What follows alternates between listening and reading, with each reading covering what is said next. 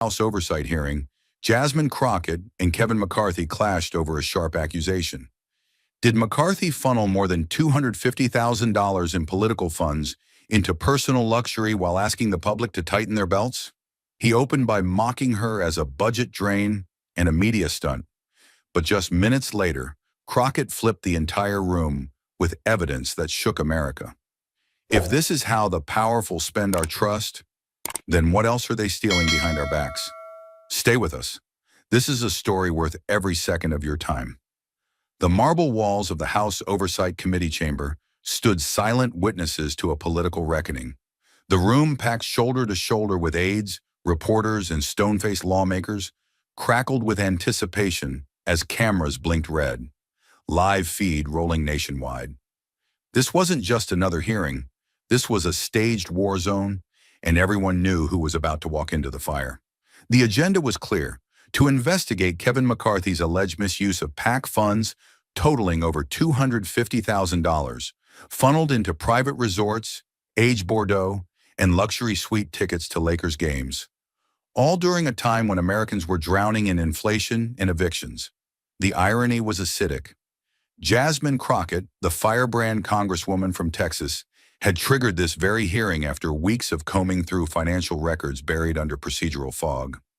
Young, black, razor-smart, and relentlessly unfiltered, she'd become a lightning rod, praised by the unheard, vilified by the powerful. And now she was moments away from confronting the man whose empire had once towered over this very chamber. But today the roles were reversed, and the crown McCarthy once wore was hanging by a thread. When he entered, it was with the swagger of a dethroned monarch still pretending the throne hadn't been pulled from beneath him. Kevin McCarthy didn't walk. He glided, flanked by loyal staffers gripping manila folders like shields. The buzz from the press pit swelled. Cameras snapped in bursts, reporters whispering into mics as if they were narrating the return of Caesar. He took his seat without looking at anyone, yet radiated the cold confidence of a man convinced this was still his arena.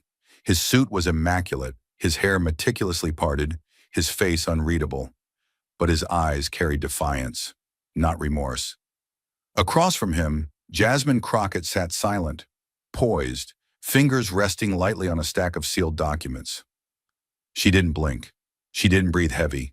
She simply stared, as if calculating every inch of his presence. She knew the weight of the moment, not just for her, but for every voice silenced by men like him. She wasn't just here to ask questions. She was here to expose the cost of power and the men who spent other people's futures to buy it. And just as the silence began to settle across the chamber like fog before a storm, Kevin McCarthy leaned into the mic, not to answer questions, but to throw the first punch. He tapped the mic once. The sound echoed, sharp and intentional. Then he looked out across the room, calm, composed, and ready to strike. This committee, or he began, voice steady and rehearsed, was meant to hold people accountable, not to help someone build their personal brand. He didn't name Jasmine Crockett right away. He didn't need to. Every eye in the room knew exactly who he meant. Some of us came to Congress to work, he went on, tone tightening, to write laws, to serve the public. Others came to go viral. The dig landed. There were small laughs from the Republican side, the kind meant to sting more than entertain. McCarthy leaned back slightly, smirking. "Let's not pretend this is about real oversight anymore," he added. "It's about who can get the most retweets, the best soundbite. Congresswoman Crockett isn't serving the people. She's using this place as a stage. And quite frankly, the American taxpayer deserves better than that." The room shifted. Reporters looked up from their notes. Cameras zoomed in.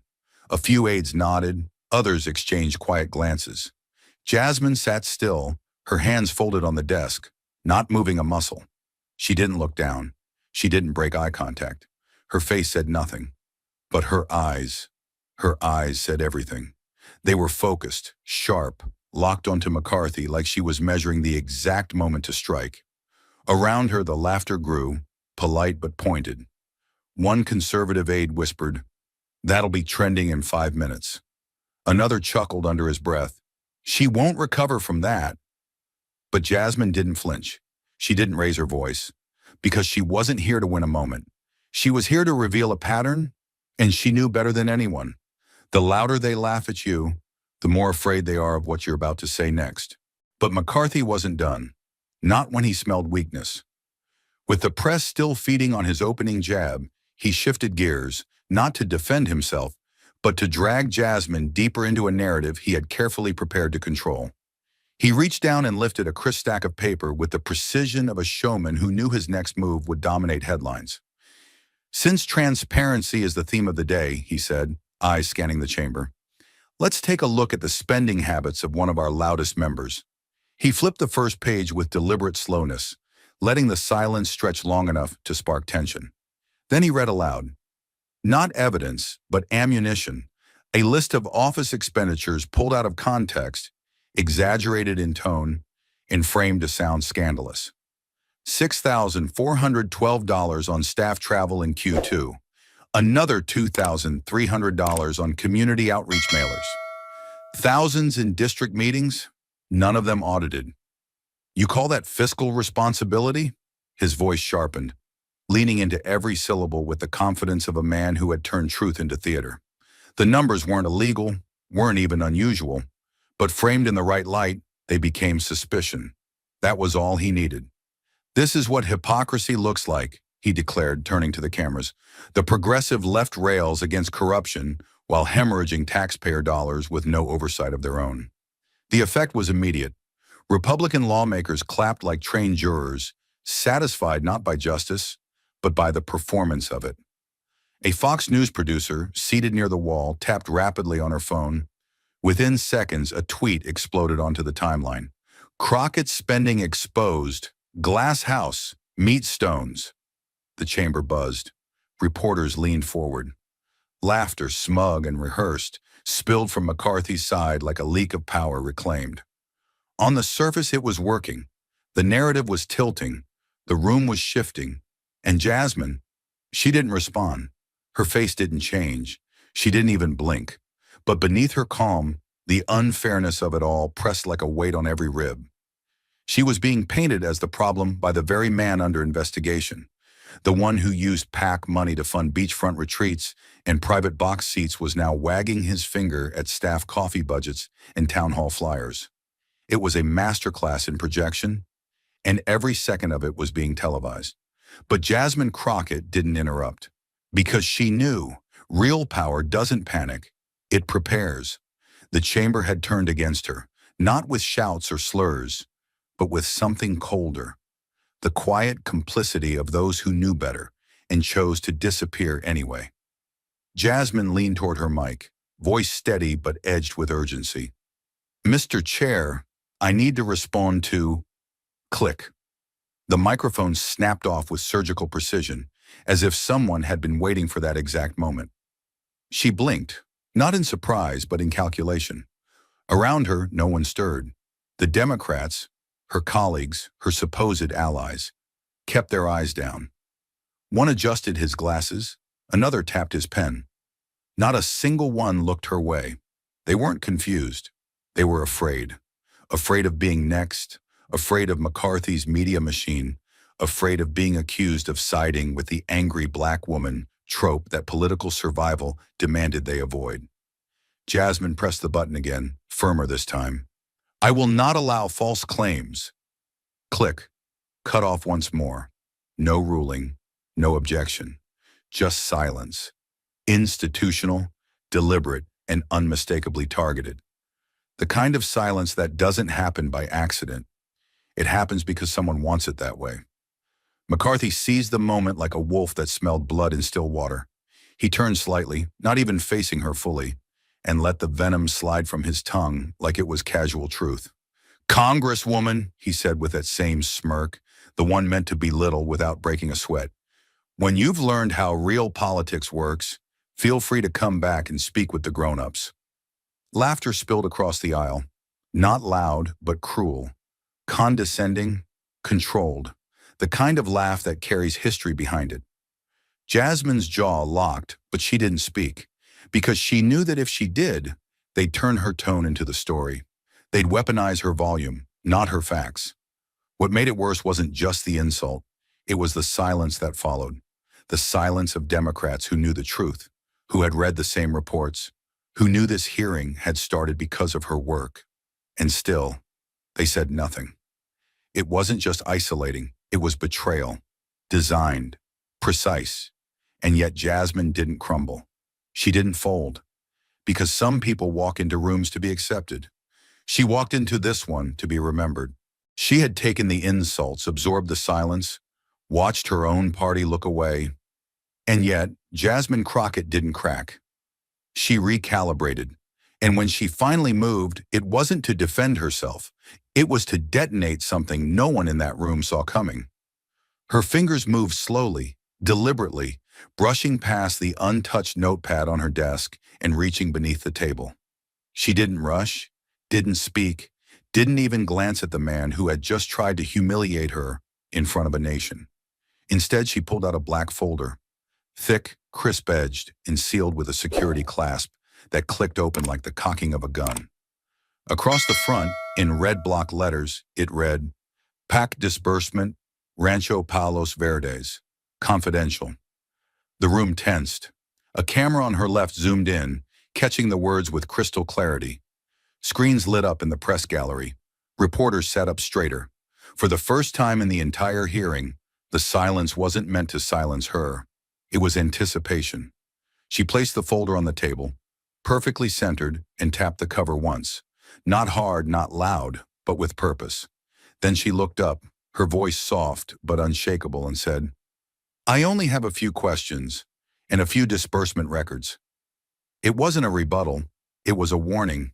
No raised voice, no fiery speech. Just 10 words in a classified file that carried more weight than every insult McCarthy had hurled combined. The power dynamic in the room shifted, subtly, almost imperceptibly, but it shifted. Her posture didn't change, but something in the air around her did. It was the quiet before the reckoning. The moment when everyone watching realized this wasn't going to end the way they thought. The folder was open. The silence was suffocating. And in the space where McCarthy had once controlled the narrative, Jasmine Crockett began dismantling it. Not with volume, but with verifiable numbers that hit harder than any insult ever could. She didn't raise her voice. She didn't need to. Power, when real, doesn't announce itself. It simply takes the room. With deliberate calm, Jasmine Crockett lifted the first page from the folder, its glossy finish reflecting the overhead lights like the surface of a blade. Her fingers were steady, her face composed, but her eyes burned with precision. "Let the record reflect," she began, sliding the document onto the desk where the cameras could see it, "that former Speaker Kevin McCarthy authorized $42,100 in PAC funds for a 6-night stay at Terranea Resort, Rancho Palos Verdes. Oceanfront suite, private chef, spa services." A collective breath caught in the room, not gasps, not yet, but something worse, that creeping shift in temperature when truth starts slicing through illusion. She flipped the page.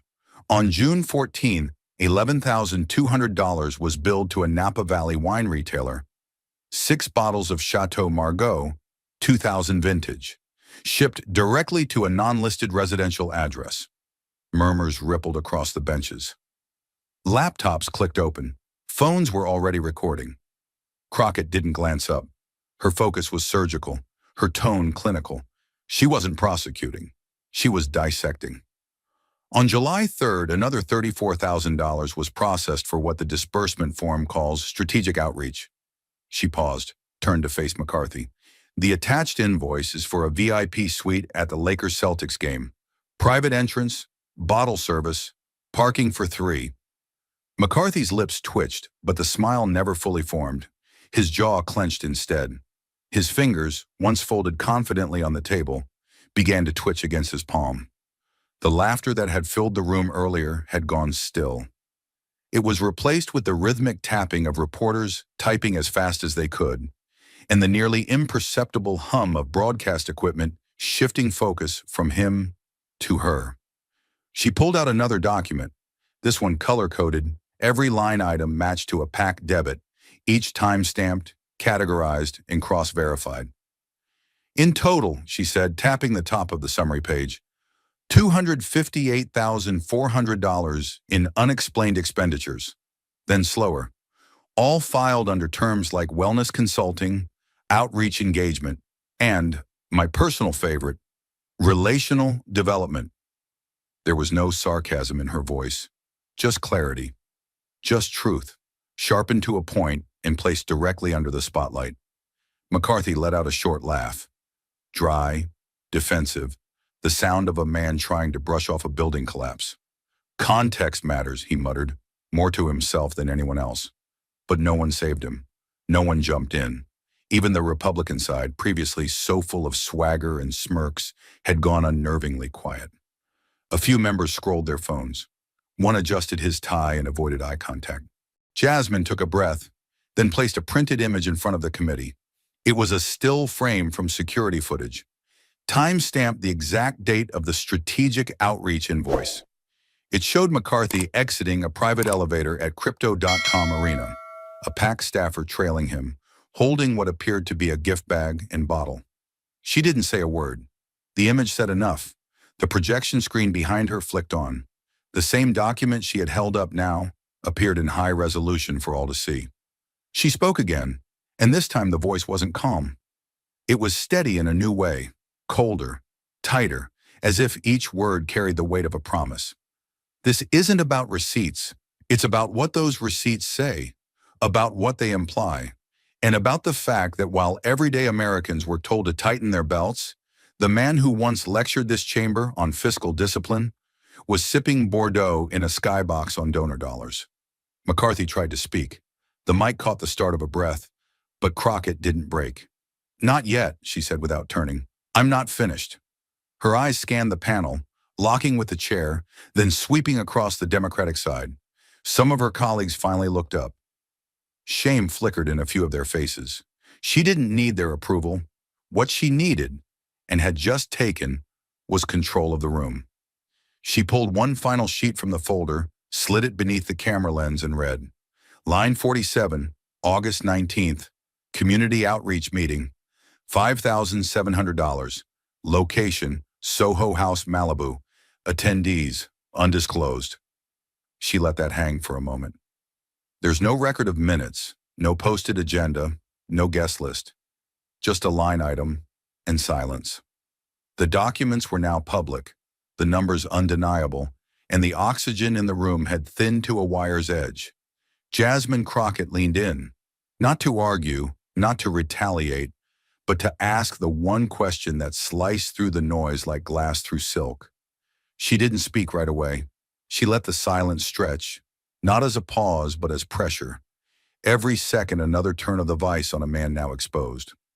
McCarthy sat across from her, still gripping the arms of his chair. The faint smile on his face stretched thin and hollow. She watched him for a beat longer, studying the performance unraveling behind his eyes. Then with surgical calm, she lifted the receipt again, highlighted, time-stamped, signed. The figure glared back at the room in stark black ink. $11,200. Chateau Margaux, $2,000. Her voice when it came was soft but icy. "So let me get this straight," she said, each word placed like a weight on the table. "You believe your position, your title, entitles you to 6 bottles of Bordeaux at $1,800 a pop?" The room froze. McCarthy blinked, caught between offense and uncertainty, as if he couldn't decide whether to laugh or deny. He opened his mouth, then shut it again. The cameras shifted slightly, closing in, waiting. But Jasmine wasn't finished. "Is that what public service looks like to you? Vintage French wine billed as strategic outreach, while teachers in your district beg for basic classroom supplies?" Her tone never wavered. She didn't raise her voice because truth doesn't need volume. It only needs clarity. "Do you really think the donors who trusted you with their contributions envisioned them poured into crystal decanters at luxury resorts?" Another beat. Then she added with deliberate precision, "Or is this just how power rewrites accountability? One overpriced bottle at a time?" Across the chamber, not a single Republican dared to interrupt. On the Democratic bench, heads that had once turned away now faced forward again. Quiet, uncertain, but watching. McCarthy's face was flushed, his hands still, his jaw tight. He tried to chuckle, a low, brittle sound, but it died in his throat. Crockett just stared, not with anger, not even with contempt, but with the calm of someone who had done the work, lined up every fact, and now had the patience to let the weight of her questions settle like a verdict in real time. And in that moment, the question wasn't just his to answer. It belonged to the whole country. The room was holding its breath, still reeling from the sting of Crockett's Bordeaux question. But what came next wasn't commentary. It was cross-examination. And McCarthy had just found himself on the wrong side of the witness stand. Jasmine Crockett adjusted her microphone with the kind of quiet confidence that didn't demand attention. It seized it. Her voice, now free of any trace of hesitation, carried the clipped cadence of a seasoned prosecutor. The air had shifted. No longer a hearing, no longer political theater. This was a courtroom now, and Kevin McCarthy was the defendant. "Mr. McCarthy," she began, eyes fixed on him like crosshairs, "can you confirm for the committee who is listed as the official manager of your leadership PAC, the Committee for the American Future?" McCarthy blinked, clearly thrown by the sudden shift in tone. He hesitated, glancing toward his legal counsel, seated a few feet behind him. But Jasmine didn't wait. "Let me save you the time," she continued, flipping to a document already projected on the hearing room screen. "This is your PAC's FEC filing dated March the 17th, 2023. It lists one Christopher Bell, your personal executive assistant of 5 years, as acting treasurer and authorized disbursement officer." Her voice hardened. "Is that correct? Yes or no?" McCarthy licked his lips, clearly calculating.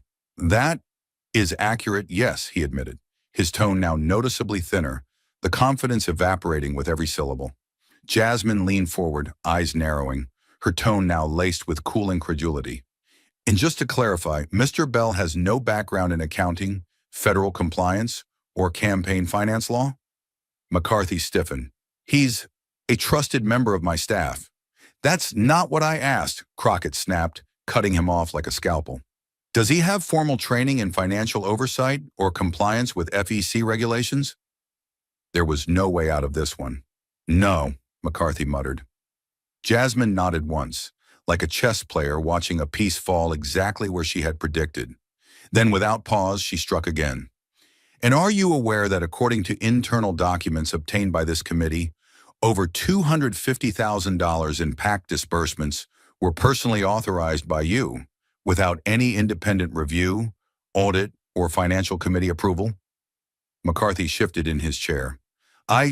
This isn't a trick question, Mr. McCarthy," she said, her voice calm, but now lethal in its precision. "Did you personally sign off on the disbursements for the Terranea Resort, the Chateau Margaux wine order, and the Crypto.com VIP suite?" "Yes or no?" McCarthy looked around the room as if it might rescue him, but there was no lifeline, no laughter, no applause, just quiet judgment and rolling cameras. "Yes," he said finally. It wasn't a confession, it was surrender. Jasmine took a slow breath. Her tone dropped, low and cold. "Mr. McCarthy, are you aware that what you've admitted under oath today may constitute a direct violation of federal campaign finance laws prohibiting the personal use of political donations?" I believe there's room for interpretation." "That's a yes or no legal question, Mr. McCarthy," she shot back. "Are you aware that what you've admitted under oath today places you under the jurisdiction of potential campaign finance violation statutes?" McCarthy froze. The color drained slightly from his face. "Yes," he said, barely audible. Now the room stirred, not in chaos but in realization. Reporters sat straighter. Keyboards clicked with fresh fury. C-SPAN's camera panned in tight on Jasmine's face, composed and unshaken. The weight of the nation now pivoting toward her every word. She didn't stop.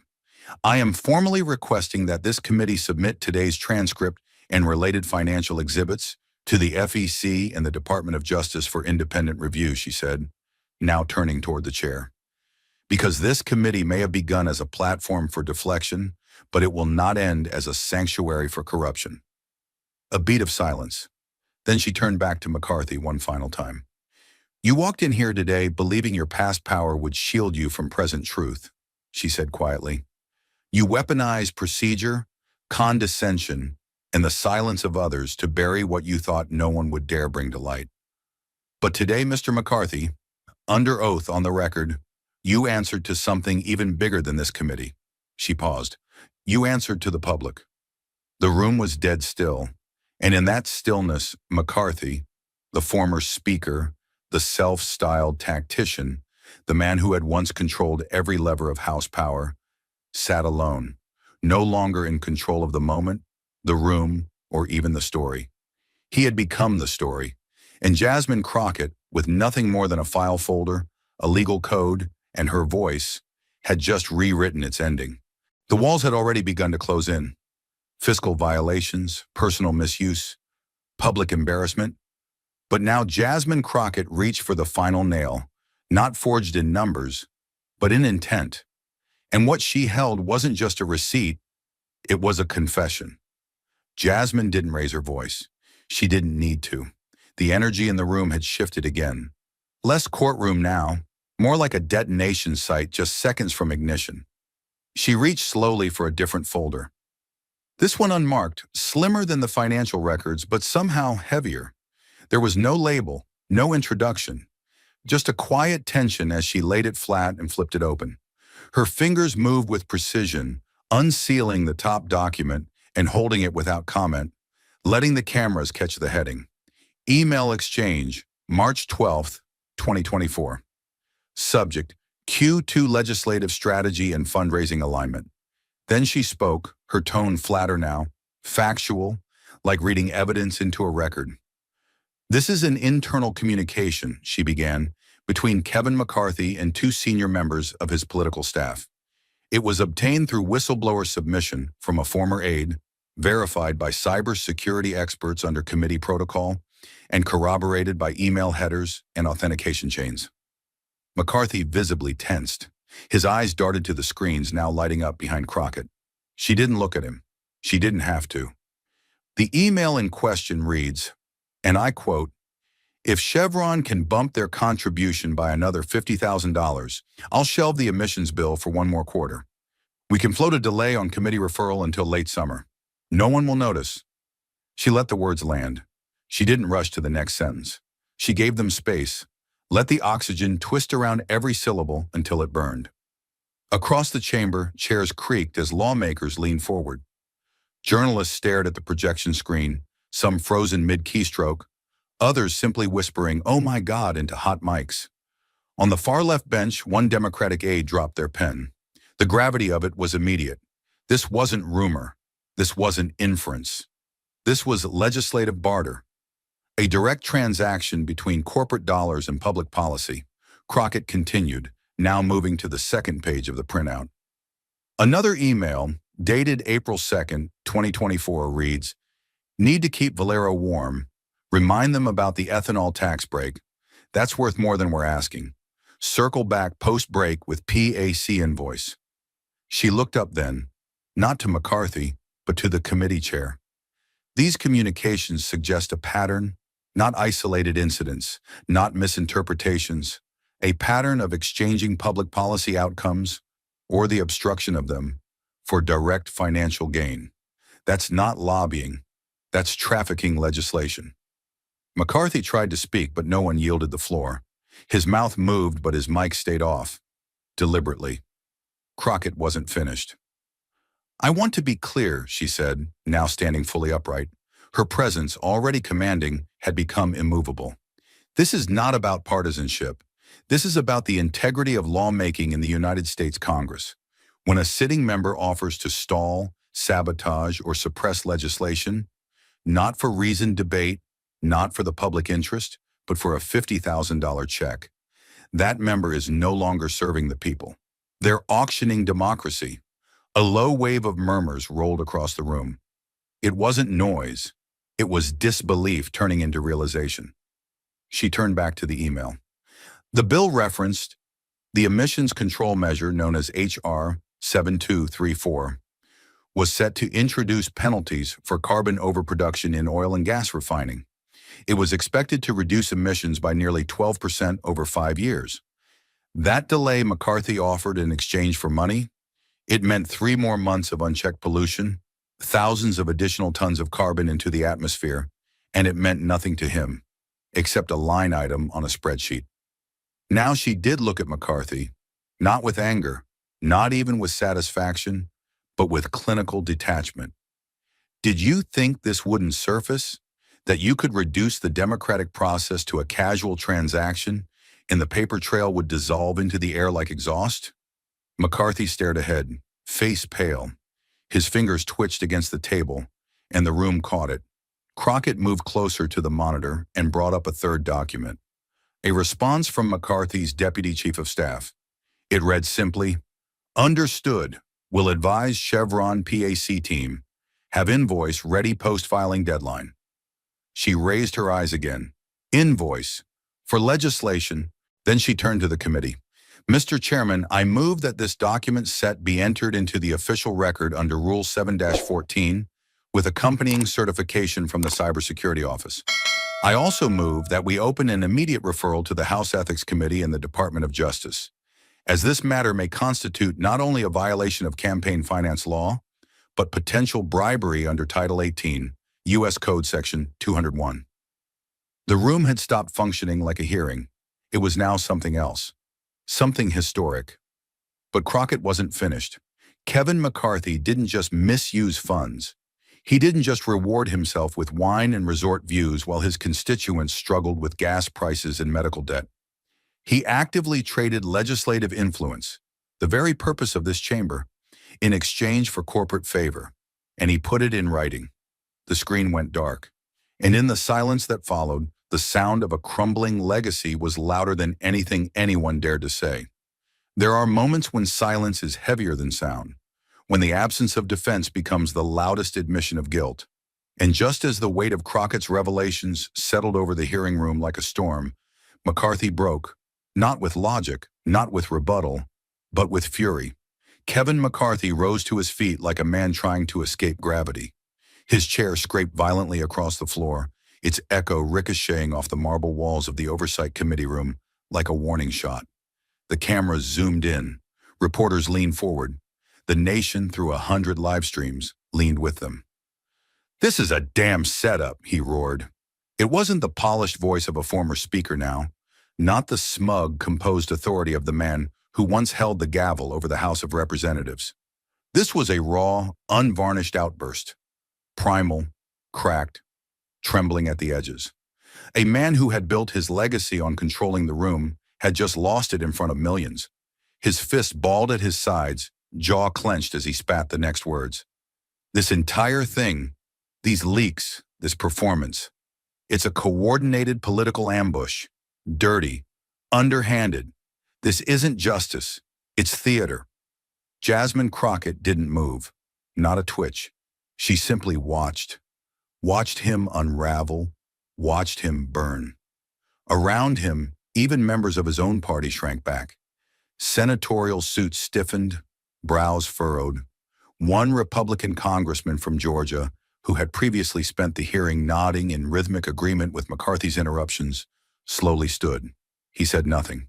He didn't announce his departure. He simply turned, his face unreadable, and walked out of the chamber without a word. A low, hollow silence followed his exit, the kind of silence that felt like a verdict. Still, McCarthy raged. "You think this is accountability?" he barked, voice cracking. "You don't know the first thing about real governance? You're not here for truth. You're here for headlines." He jabbed a finger at Crockett. His hands were shaking now, not from anger alone, but from something deeper, panic. "You think you're a crusader," he snarled, "but you're just a camera-hungry puppet for the radical left." The room remained still. No one answered. The Republican side of the dais remained stone-faced, frozen in the uncertainty of whether to defend or distance. McCarthy's voice echoed off the vaulted ceiling, but with each syllable, it lost its weight. What once commanded rooms now only filled them awkwardly. Crockett slowly shifted in her chair. Just slightly, her fingers laced together atop a manila folder, the documents inside still humming with consequence. She leaned in, barely, and locked eyes with the man now standing across from her. Not as his equal, but as his reckoner. She spoke with a calm that cut deeper than his shouting ever could. "I'm not dirty, Mr. McCarthy," she said softly, voice steady and measured. "Only your budget is." It was a moment designed not to silence, but to expose, a verbal scalpel that sliced away the shouting, leaving only the truth to bleed out. The press gallery reacted in a gasp. One NBC correspondent in the back row mouthed "wow" to no one in particular.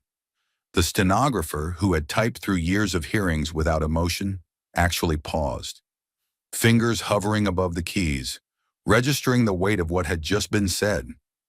It was not just a mic drop, it was an unmasking. McCarthy froze, his arms still outstretched, his mouth halfway open. He didn't know how to answer.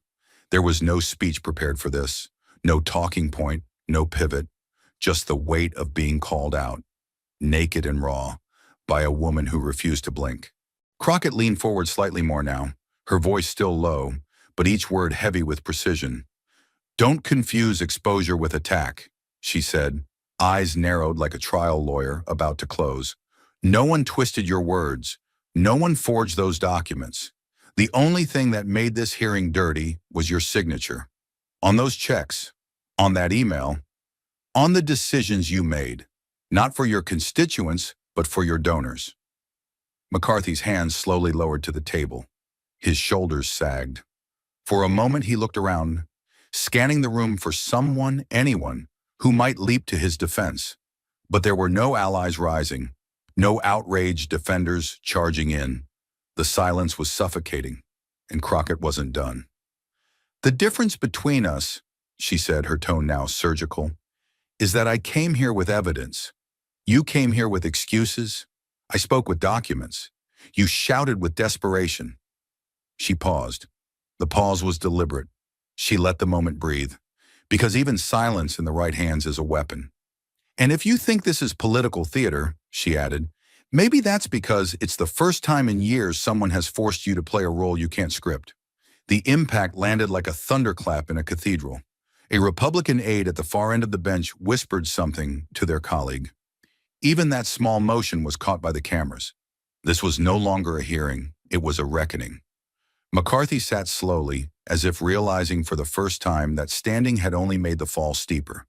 His face, once defiant, was now pale, eyes glassy. He blinked rapidly, but no tears came. Only the look of a man out of lines, out of time, and out of allies.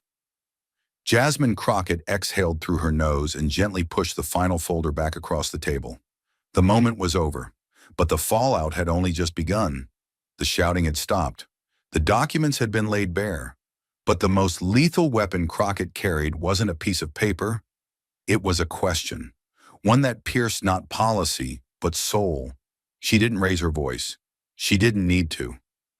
Jasmine Crockett sat with the calm of someone who already knew the outcome. The cameras, once swiveling frantically between reactions, were now still, locked in on her face like it was the center of gravity. A stillness had seized the room, thick as smoke, after McCarthy's meltdown and the thunderous unveiling of emails and budget trails. But Crockett had one more move, and it wasn't for the committee. It was for the people beyond these walls, for the millions watching, for Bakersfield. She closed the final folder, sliding it aside like a chess piece no longer needed. Her eyes, sharp, unblinking, locked onto McCarthy's, who now sat motionless. His face was flushed, jaw clenched, hands clasped so tightly the whites of his knuckles showed. He hadn't spoken since his outburst, and in that silence Crockett spoke with a blade made of restraint. Her voice was soft, steady. Each word landed like a scalpel. "Mr. McCarthy," she said, her tone so even it almost felt tender, until the words themselves shattered that illusion. "If you truly represent the people of California's 20th district," she paused, just for a second, not because she needed to breathe, but because she knew the silence would cut deeper than any sentence. "Then tell us," she continued, "during all your weekends at the Ritz-Carlton Half Moon Bay, during the retreats at Rancho Palos Verdes, during the wine tastings in Napa and the luxury suites at Lakers games, was there even one night, just one, when you sat down and listened to a family from Bakersfield?" The words didn't echo. They hung, suspended in the thick, suffocating air of a hearing room that had just turned into a courtroom and then into a confession booth. McCarthy didn't move. Not a blink. Not a breath. Crockett leaned forward, her eyes narrowing slightly. "Was there a single evening," she said again, slower now, "when you traded the comfort of a five-star resort for the reality of your own constituents' lives?" Silence. The room. The entire House Oversight Committee, the aides, the gallery, the press, the watching millions, all leaned in. The camera operators, sensing the weight of the moment, zoomed tight on McCarthy's face. His skin now had the tone of cold marble. His jaw twitched slightly, but still no answer. Not even a shake of the head. The feed, being broadcast live across 3 major networks, cut to a full-frame shot of McCarthy's face. A split screen was ready with a photo of a Bakersfield neighborhood suffering water shortages and rising utility costs. A Chiron appeared. Did Kevin McCarthy forget Bakersfield? Crockett didn't gloat. She didn't smirk. She just let it settle. Because this wasn't about delivering a line. It was about forcing a reckoning. "Not one town hall," she said quietly. "Not one listening session. Not even a visit to your district's food banks, while spending over $250,000 in donor funds on luxury." The silence was now deafening. But it wasn't peace. It was paralysis. A tension so sharp it cut through stone. A Fox News reporter backstage whispered, "We're losing him." A Democratic aide muttered, "He's done." In the back row, a veteran congressional staffer with 30 years in Capitol Hill hearings whispered what no one dared say aloud. "This is the kind of silence that ends careers." Jasmine leaned back, gently, the way a surgeon would after the last incision. She didn't gloat. There was no need, because everyone could see it. The rage was gone from McCarthy's eyes. The fire, the smirk, the practiced deflection, all of it had evaporated. What remained was the hollow, exhausted face of a man who realized that somewhere along the climb to power, he had stopped seeing the people at the bottom. And now, one of them had climbed up. Not to shake his hand, but to demand an answer he didn't have. Still, she waited, a beat, then another, and Kevin McCarthy said nothing. No denial, no outrage, no apology. Only the faint sound of his breath, shallow and fast, the kind of breathing that signals not fear, but exposure. The chairman didn't even try to interrupt. The ranking members remained seated. No one moved. Because everyone in the room, from the marble floor to the velvet-draped press boxes, knew something had just happened. Something final. The camera held on his face for another 5 seconds. Then 10.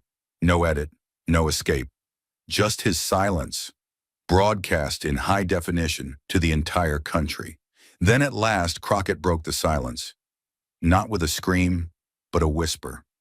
"Power," she said softly, "isn't about what you can buy. It's about who you serve." Then she folded her hands and let the silence finish what her words had begun. In the hearing room, silence was the verdict. But outside and in living rooms, phones, and newsrooms across the nation, the fallout detonated like a political earthquake. The story didn't end in that chamber. It ignited there. The video hit social media before the gavel even dropped. A 47-second clip, tightly edited, framed like a courtroom drama, ending on Jasmine Crockett's final devastating line, "Not me, just your budget." Within 10 minutes, the hashtag McCarthy Exposed was trending in all 50 states. Not trending, dominating. On TikTok, teens were lip-syncing her final question about the Bordeaux. On Twitter, journalists called it the most brutal dismantling of a former speaker ever broadcast live. And on YouTube, the live stream replay surged past 3 million views by dinner time. The political machine spun into overdrive. MSNBC cut in with a breaking Chiron. PAC scandal. Could McCarthy face federal probe? Rachel Maddow opened with the clip. CNN brought in 3 legal experts before 9 p.m. Even ABC News, known for its moderate tone, couldn't avoid the gravity. McCarthy's ethics crisis rocks Capitol Hill. Meanwhile, right-wing networks scrambled to reframe the narrative. Fox News initially ignored the hearing until the virality made silence impossible. When they finally aired it, the clip had already been seen more times online than any congressional hearing in the last 5 years. Sean Hannity tried spinning it. This is just more Democrat drama. But even he sounded uncertain, his monologue delivered without the usual confidence. His graphics team visibly behind on real-time hashtags. By midnight, a dozen political analysts had appeared on air across networks to dissect the documents Crockett revealed. Federal Election Commission officials gave no comment when asked if they were reviewing the material. But that silence was enough to suggest pressure. On Reddit, threads about luxury PAC laundering overtook the front page of Our Politics. In group chats, on Discord servers, even in private Slack channels of exhausted Hill staffers, one sentence kept reappearing. She ended him with a question. But it wasn't just social media. The establishment began to shake. Axios published a midnight report citing multiple high-level Democrats and at least 2 GOP insiders who confirmed discussions about referring the matter to the Department of Justice. A leak suggested a whistleblower had already come forward to provide testimony about internal efforts to suppress PAC audit findings.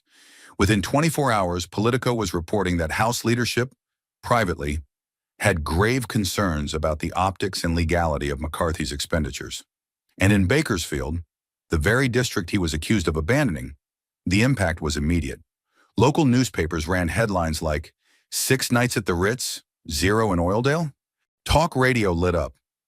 Constituents began calling McCarthy's office, not with questions, but demands. Some wanted his resignation, others wanted refunds. On college campuses across California, student-led protest groups seized the moment. Flyers went up overnight. One showed a black and white image of McCarthy sipping wine next to a superimposed quote, "If Chevron bumps the contribution," underneath bold red letters, "Whose future did you sell?" That morning, Jasmine Crockett's office received over 70,000 new emails. Not just praise, but requests. Requests for transcripts, for the receipts, for the documentation. The public wanted more. Not just justice, but accountability, real and unfiltered. And Crockett, knowing the storm had only just begun, gave no interviews. She let the moment speak for itself. She wasn't campaigning, she was prosecuting. In Washington, aides in the Republican cloakroom panicked. Phones buzzed. GOP leadership convened an emergency late-night call to discuss containing reputational damage. But there was no containing it. The fire wasn't inside the building anymore. It was in the bloodstream of the internet, immune to spin, powered by outrage and impossible to silence. One conservative PSC privately pulled a $250,000 ad buy scheduled to support McCarthy's 2026 re-election bid. They issued no statement. They didn't need to. That same day, a group of freshman House Republicans were overheard at the Capitol steps, whispering about the Crockett effect. One turned to another and said, "She just made ethics viral." And back on Capitol Hill, Jasmine Crockett returned to her office as if nothing had happened. No fanfare, no grand declarations, just folders, files, and follow-up questions. Because for her, the hearing wasn't the end. It was the opening salvo. The building shook with public reaction. Outside, headlines raged and reputations burned. But inside that marble chamber, Jasmine Crockett didn't linger in the flames. She rose in silence. Not to celebrate, but to finish what she started. Jasmine didn't look back.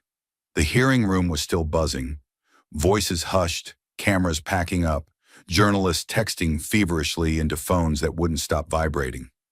On one end, Kevin McCarthy sat deflated, eyes hollow, hands limp at his sides like a boxer who had taken too many punches and couldn't remember where the bell was. On the other, aides whispered nervously to each other, unsure whether they had just witnessed a political assassination or a divine reckoning. Chairs squeaked. Staffers gathered their belongings in silence. Even the fluorescent lights seemed to buzz quieter, like the room itself was holding its breath. But she didn't pause to watch it unfold. Jasmine Crockett stood with the composure of someone who had walked through fire without asking for applause. Her folder, now empty, its contents scorched into national memory, rested in her left hand. Her right hand stayed by her side. She didn't smile. She didn't wave. She moved with deliberate calm, her heels tapping the marble floor with the kind of clarity that made even distracted reporters look up. No applause followed her exit. Only respect. And then, just as she reached the chamber's double doors, flanked by armed Capitol security and a swarm of media held back by velvet rope, she stopped. Not to pose, not to speak to a network, but to leave the country with a sentence they wouldn't forget. She turned slightly toward the press gallery, where dozens of reporters stood frozen, mics raised like offerings, questions stuck in their throats. Crockett didn't blink.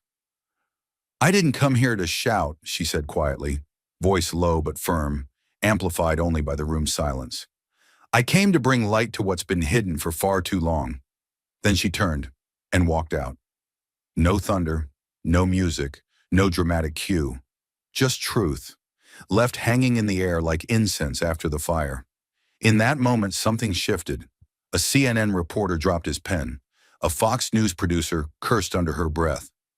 One of the Republican aides who had once mocked her speeches stood quietly in the back, phone still recording, his finger frozen over the end video button. Because what they all knew, whether they admitted it or not, was that power had just changed hands, not by vote, not by violence, but by clarity. The cameras tried to follow her, but Crockett didn't look back. Outside the chamber, her team stood waiting, jaws clenched but eyes proud. One whispered, "You just rewrote the rules." Another handed her a phone. It had over 200 new texts. She didn't check it. Not yet. Down the hallway, chants from protesters echoed faintly through the stone.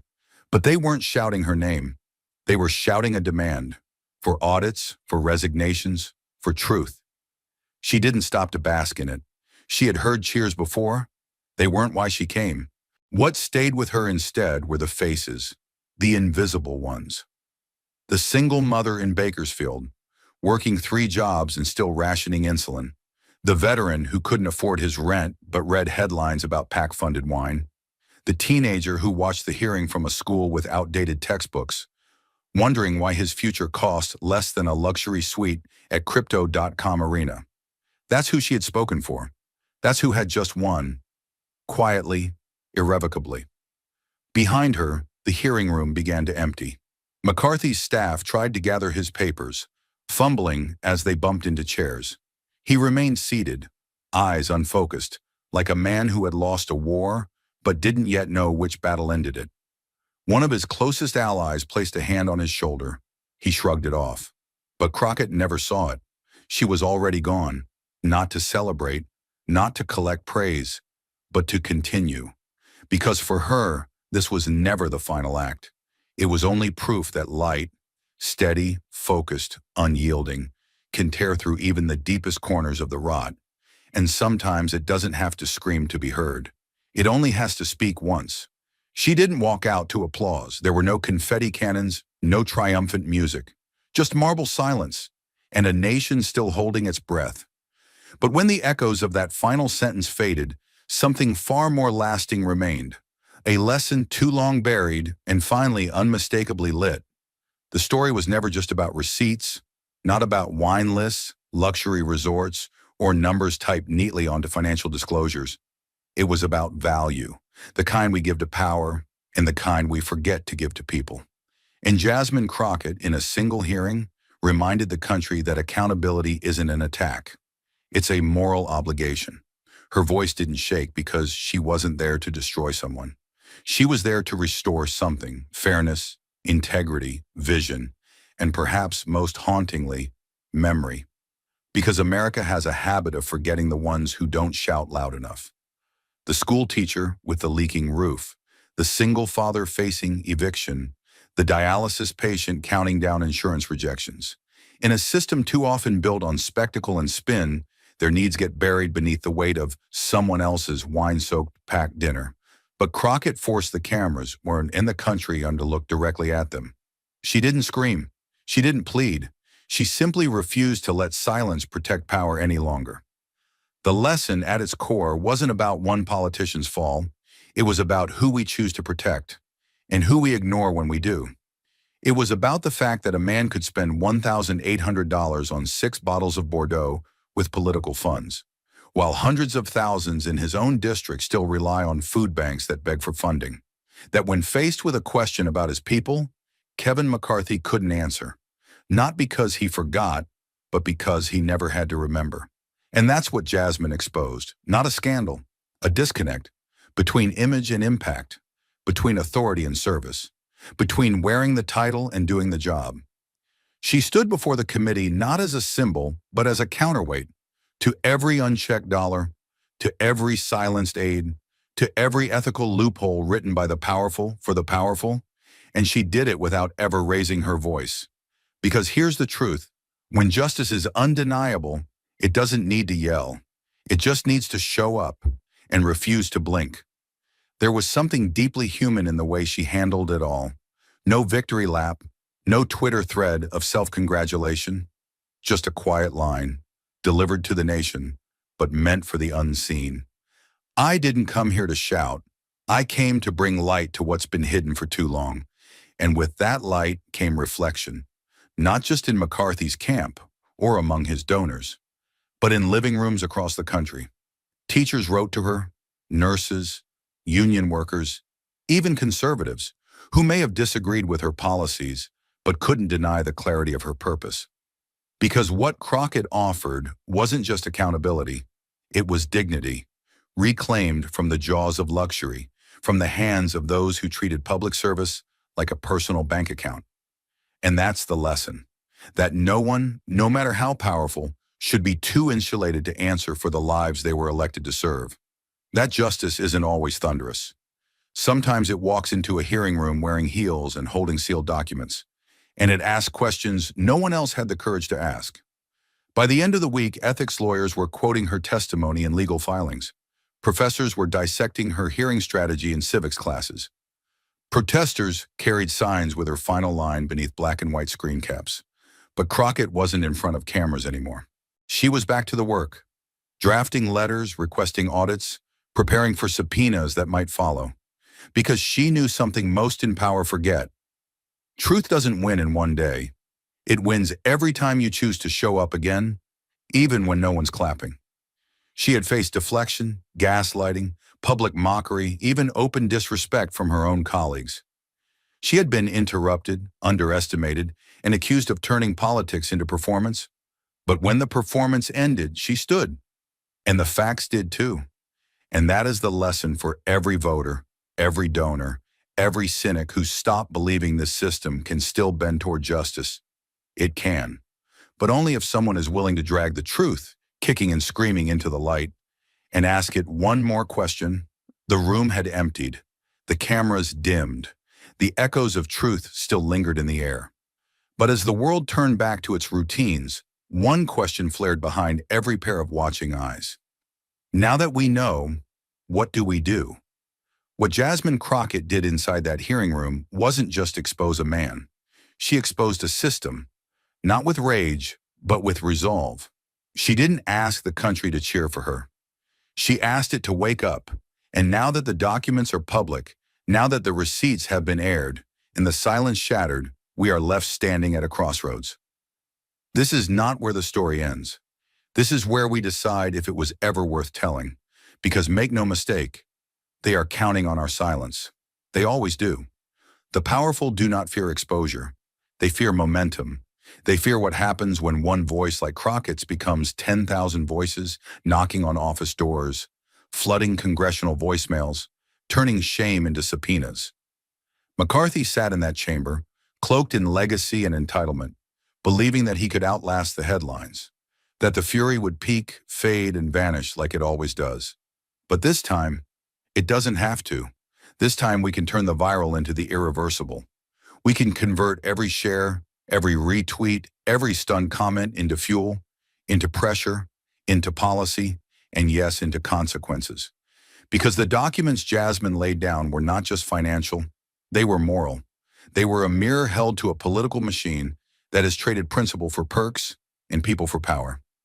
And now that mirror is in our hands. So what do? First, we name the problem, loudly, relentlessly. In every district, in every state, we call it what it is, a betrayal. The misuse of PAC funds for personal indulgence is not a clerical error. It is not a lapse in judgment. It is a deliberate abuse of the public's trust. If our lawmakers spend more time picking resort menus than reviewing community budgets, they do not deserve the offices they hold. And we must be unafraid to say so, to their faces, in letters, on ballot initiatives, and in every public forum available.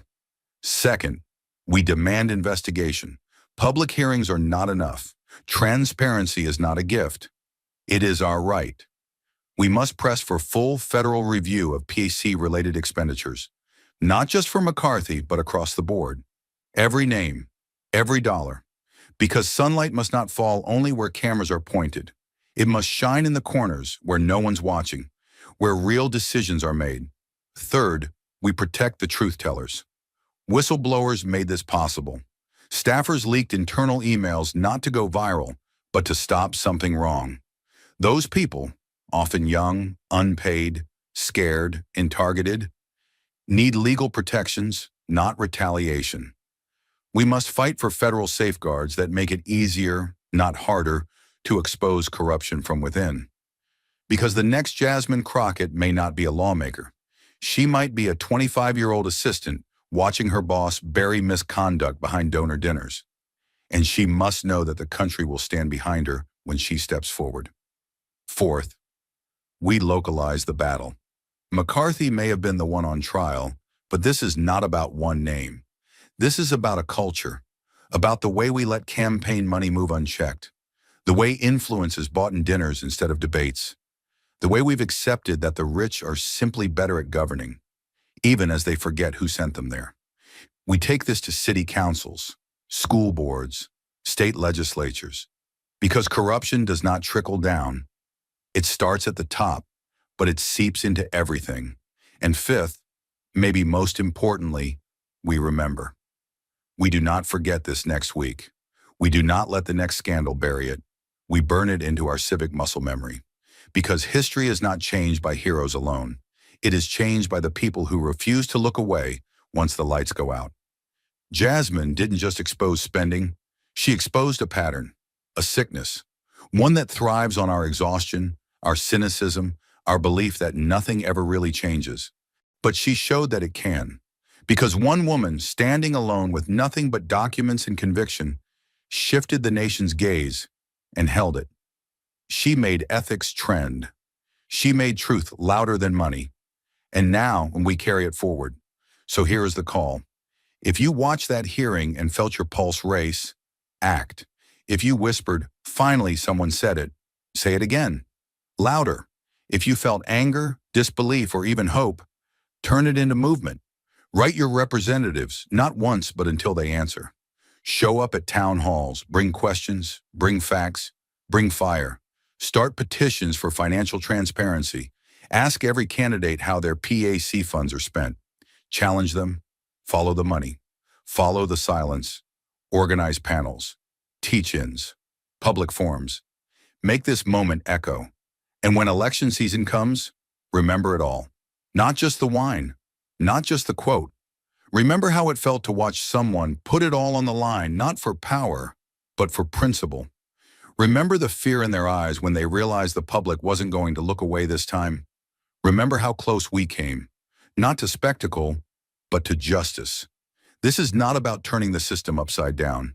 It's about turning it back to what it was meant to be: transparent, accountable, human. Crockett didn't ask us to idolize her. She asked us to carry the light forward. Let's do it, and never let it go dark again.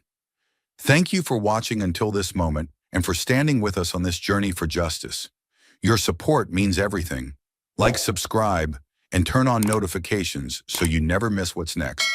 And we'd love to hear your thoughts. Leave a comment below and let us know what moved you most in this story.